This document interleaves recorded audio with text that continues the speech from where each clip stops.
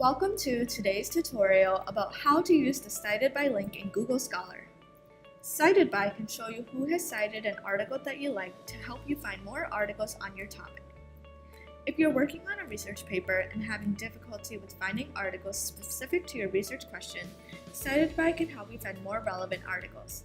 Let's get started. For the tutorial, we'll begin with this example research question. In caregivers for patients with dementia, what is the effect of mindfulness intervention on quality of life compared to standard treatment? Let's go on Google Scholar and type in some basic search terms. We'll look for articles that relate to caregivers, dementia, mindfulness, and quality of life.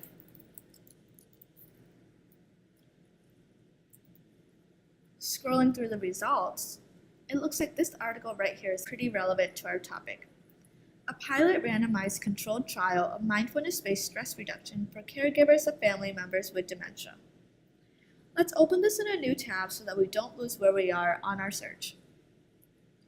During your own search, you should read the abstract to see if the article is what you're looking for.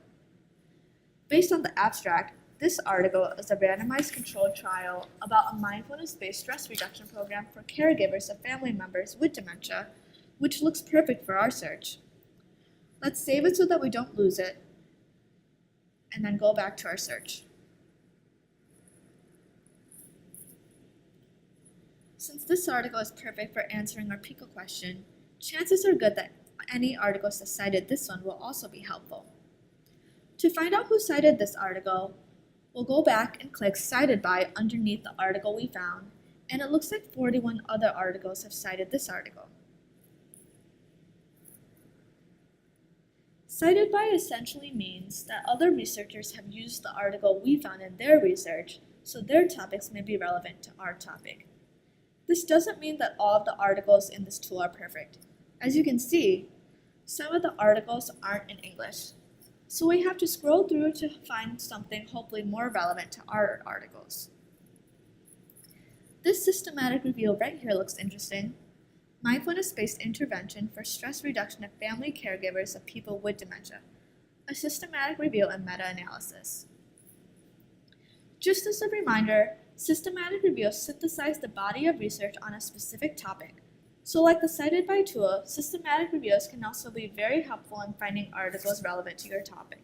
Very new articles won't have as many Cited By results. For instance, this 2017 systematic review has only been cited 5 times.